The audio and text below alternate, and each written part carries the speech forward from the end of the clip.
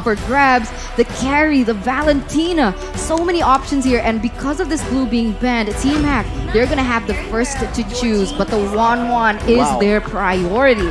Alright. Looking at this, I personally feel like the Valley will open up Lolita for Shark and possibly can Valentina work here?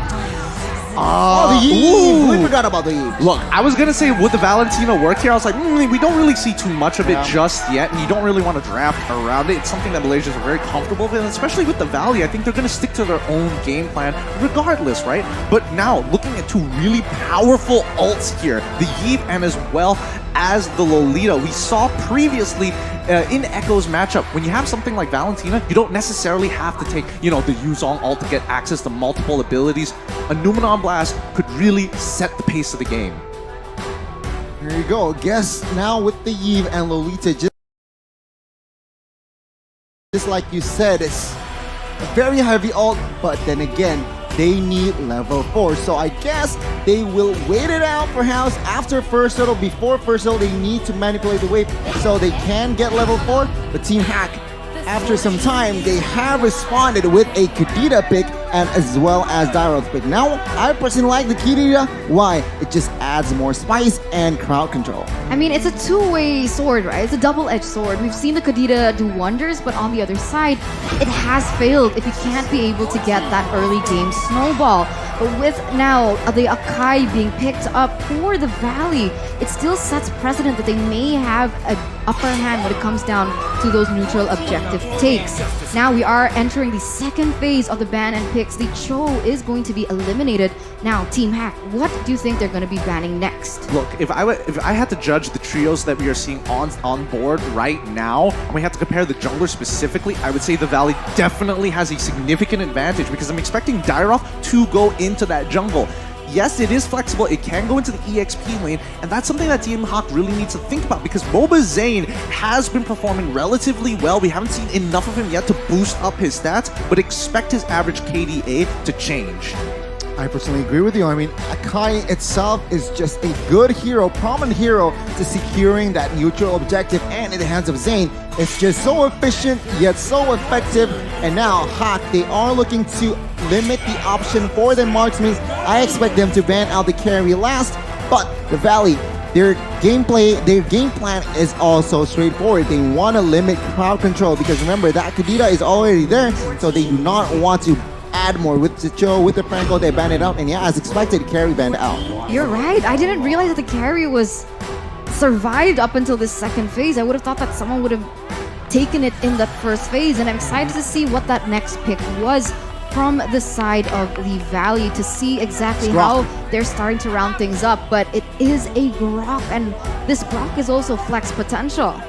Yeah, I think Grok is really, really smart of the Valley to deny Team Hawk because I was thinking, okay, there's only a couple of things that really work out specifically for Hawk to counter this particular composition, and Grok came up to mind, even Cho, but that's arguable, and I really love the simplicity of that Grok. So well done to the Valley. They're looking really good right now. Whoa, the change of pace!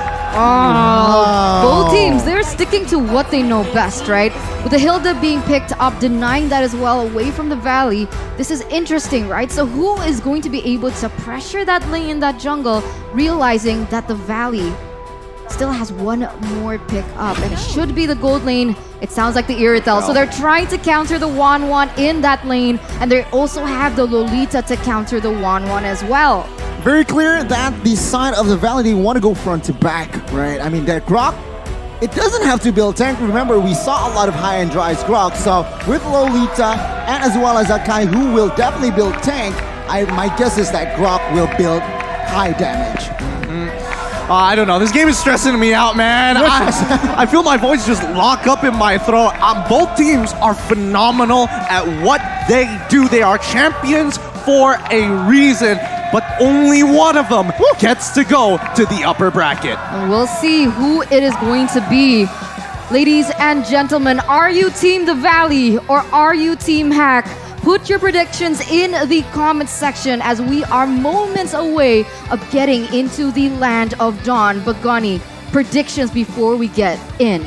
Personally, looking at the composition, I'm gonna go with the Valley. Okay, we'll wait for Gideon later, but ladies and gentlemen, let's go straight into the Land of Dawn to see who will claim the next upper bracket seat. Let's jump right on into it. As we saw, as we were jumping into the Land of Dawn, Grok is already slowing down and actually helping Moba Zane with a quick leash of his own. But slowing down that mid lane purposefully to make sure that Yves has a good time and can hit level 2 without getting too much harassment or threatened by specifically Kadita. Oh, I'm actually quite surprised. Actually, Shark is going to be able to opt for that mid side, so he wants to pressure Man a little bit more. And I'm surprised because they're not... Wait, is there a lane swap? Oh, yeah. I'm feeling like Malaysia's going to be known for lane swaps. Like, this is becoming our staple strategy at this point. So lane swap is going to happen here, and when we see that going against one another, who do you think has a favorable trade? But this might have to wait here. Min is going to get attacked in this mid side. Seems like Litho will be comfortably taken by the side of Gary. But I do want to point out that Union Blast can be cancelled out and in reach with Kadita, right? Yep. Later And I think, on. well, that's only later on. For now, it's all about the laning phase, right? Min should survive here. Okay, he is alive. Now, the laning phase, I definitely thought that Lola was going to play a big part in trying to take out this Grok overall, but Fried Chicken can definitely play a little bit more passive and focus on clearing those waves. So I think Team Hawk switching up these lanes actually is very beneficial because Dairoth naturally has a way to get on top of the Irithel regardless if she is using Queen's Calling and trying to get on out of there.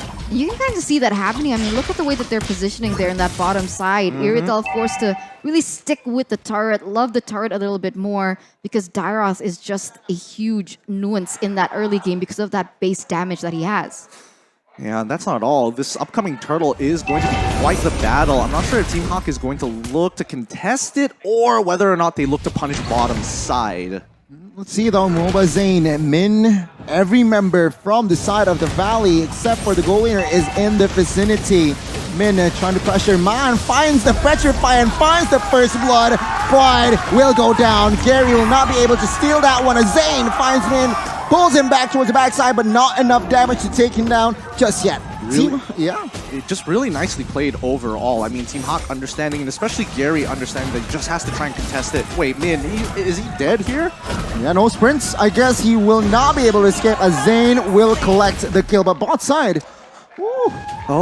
Okay, so he dies on purpose to try and delay it. We already see that Basic is taking a bad trade, forced to push back, and therefore they're sending Hoon as well as Super Strike to actually compensate for the wave pushing down bot. Therefore, I'm guessing Team Hawk is most likely going to just focus on that farm, look to get the Little Wander, and then start pressing their advantages down on top side, but they notice there's no farm there. They can't do anything. The Valley is not one step ahead. Well, taking a look at the emblems here, again, it's just standard. And the way I see things, even though that the turtle went towards the hands of the Valley, not much of a advantage that they got. Look, it's a slow start, but it's going to snowball out of control. We've seen this many times with many different teams. It's going to go back and forth. It really comes down to a decisive fight. And I don't think the Valley is going to take it this early on until they get those first items. So right now, Min is being a huge nuisance to Mobazane there. I don't know how effective he is right now because he's not far behind Gary, but in the bottom side. The dive potential jumps in. 1, 2, 3. Bye-bye, Basic. Gary will pick up the kill, and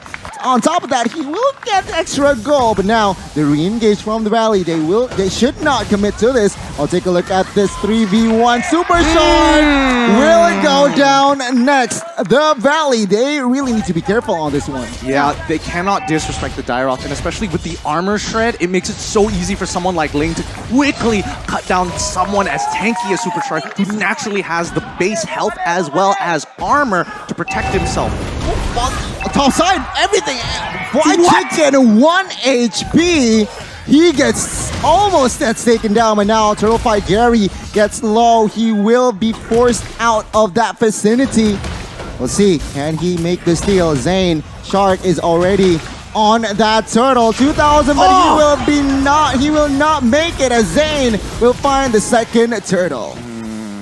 They're doing well. So far, the Valley continuing to control the tempo for now. And yes, bottom side is on the loss. However, I did see Lola. He first item blade a Heptases.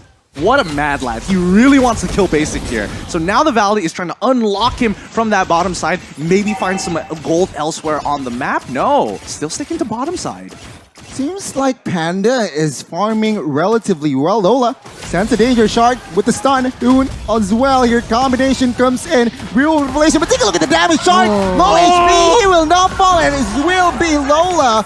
3-on-1 is a little bit just too much, and Lola suffers a death outside. But remember here, Team Hack does have an advantage in those side lanes, so they are going to have a little bit more map pressure than the Valley for the moment. And you can already see the health in that tower in the top side, where Team Hack, they're looking to get another one. But look at the delay coming in from Fight Chicken. He's trying to do his best to delay it. Unfortunately, it isn't going to be enough. Another objective falls into the side of Team Hawk, and honestly, the Valley, at this point, the laning phase is done and dusted. The question is, where do you find the gold effectively and safely? Oh no. Take a look at the setup here. Min falls, and now Gary, Tempest of Blade just to escape. But take a look at the Hurricane Dance. Finds the lane, and there you go. Bang, bang, bang. The Valley responds in minute number 6. A 2-for-0 trade in favor of the Valley. And who in their right mind would be able to pin the link there? It was beautiful, but look at this. Super Shark. Crossbow of Tang finds Super Shark, and now the Valley, they slow down the tempo. They need to be careful here. They won the trade. Team Hack is just finding compensation. Yeah, with Turtle coming up in about 5 more seconds. Right now, the difference maker is going to be Lola. Min has been struggling to get his harassments down, especially with the Valley playing very defensively. Hoon even opting to go for a Brute Force Breastplate as his very first item after the boots, of course, but he needs to live and needs to start scaling. Here's Zane. Oh, take a look at the damage from the Tyrells, man. Heavy spin as a defense. Gary will confirm the last turtle in the Land of Dawn. And Gideon, things are looking good for the Malaysians here. I'm not counting out the Valley just yet. Even though the tier 2s are going to start to fall, the lead doesn't seem to be too far away. It's only 1.77 minutes into the game. It's not that much. The next turtle comes, and now the fight begins. Almost. Noon Blast not landing though. Ultimate resource, there's information. Hawk might go for the mid side, but Lola almost solo killing Zane there with the help of the conceal just to escape. Now mid side real manipulation just to fast clear. Fight Chicken misses the wild charge, and there you go, Team Hack with the disengage. Yeah, it seems like Gary was able to get that blue buff away from Zane though, so it is a little advantage for themselves. They were leading 1,000, now already with a 2,000 gold lead as they continue to press, continue to set their own tempo, denying anything away from Team Valley. And once again, Gary being the ever-aggressive jungler. You can see here already 5 members from the Valley is in the mid side, failed to defend the tier 1, and Lola, he is very intelligent, taking down the tier 2, while almost TV is just in time to defend that one. Oh, top side. Link Gary finds the red buff, and White Chicken cannot be able to find the kill. Oh boy, this is well, at least for Team Hawk, they understand their composition has a lot of mobility, so the split push is going well, but we see this problem time and time again. At the end of the day, if this match goes up to 20 minutes, the Valley will eventually start to scale so much harder in comparison to Team Hawk. So right now, Team Hawk is on a timer, and they have to conclude this game as fast as possible. Right now, we can see that Fried Chicken trying to clear that upper side, but in that 1v1 against Gary, he nearly took him down, so that's how much damage you can expect from a Grok with that particular emblem as well. And it's interesting, right? Because when we see the Ling, we can either see the jungle emblem or this assassin emblem, the killing spree, and the way that Gary has been using it, it really exemplifies how he wants to play in this game. But oh my god, Min still able to escape though.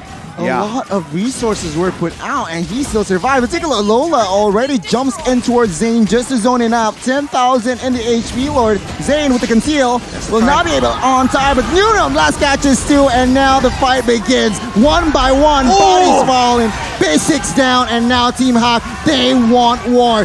They want Hoon here, who is covered by Shark, but crossbow of Tang by Panda. One by one, bye-bye. Panda finds the double. Oh my goodness, I was stressing out there.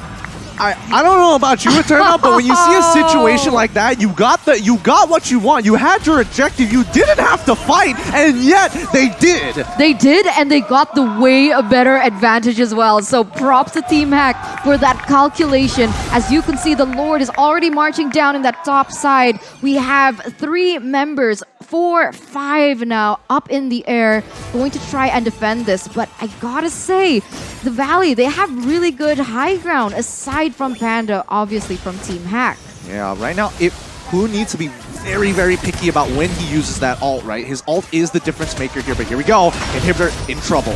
Base turret with the defense. Real world inflation popped. Heavy spin connecting onto it still. No fall-off damage just yet. Basic.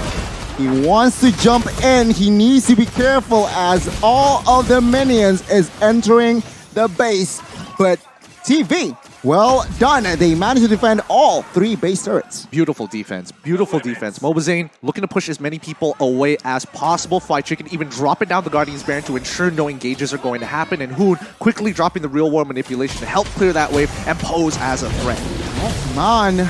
Quarter HP immediately gets out of there as TV still trying to find the right engage as Team Hack established a 5,000 gold lead. Equipment's what's going on there. Looking at the items so far, Fried Chicken looks like he's going to be building a Blade of Despair really, really soon, but you can tell who has the advantage. And now, are they going to find it? Is the Valley actually going to get the catch? No, they back off. And that's a good choice because right now Ling is in prime position with 3 items already under his belt. Man, Basic is going to have a really rough time without some support. Man. And they spawn man here. Oh, the second wall charge jumps in and the follow-up damage is just perfect. He falls as the Valley finds some slight compensation. Oh, take a look at 1-1 Panda. Trying to find the crossbow of Tang. Not yet, though. Playing this rather patiently as they realize that 30 seconds, the next Lord will spawn. This is going to be really important for them. Team Hawk, 6.3k so far, but if TV is able to hold on, they have a chance to make the ultimate comeback here. But Team Hawk, this is on a knife's edge, man. I don't know. This could really go both ways. I think that here's my theory, right? I think if the Valley, and especially for Super Shark, when he does have his flicker, he's looking to hit 1 or 2 people. He's looking specifically for Lola or maybe even Panda. Panda is a little harder because he can get immune to CC for a little bit, or at the very least cleanse it. But with the help of Hoon, and I'm pretty sure he's very close to getting his next item, as soon as he gets that Ice Queen's wand, things are going to start changing. Thing is, the Valley need to be very careful. With the way that they're rotating as 5, and that gives opportunity for Gary to try and pull another Echo. But look at this, Min is going to get caught out here. They need to be careful here as the Lord will not be committed. But now heavy spin as a defense. Is this the right move? Zane gets taken down as the crossbow of Tang is just too huge. Finding the double. Can he get the triple? But oh my goodness, 4 bodies from the Valley is in the Land of Dawn. Fried Chicken, the only one left to defend this base as Team Hack. They're looking to push that top and that mid side. Will it be enough here, Gani? We'll see. Base turret top side will fall here. Fried Chicken, the sole man, while charged as a Hail Mary. And there you go. Team Hack will find the dub against the NA rep, the Valley. The next upper bracket slot is going to fall to the Malaysia.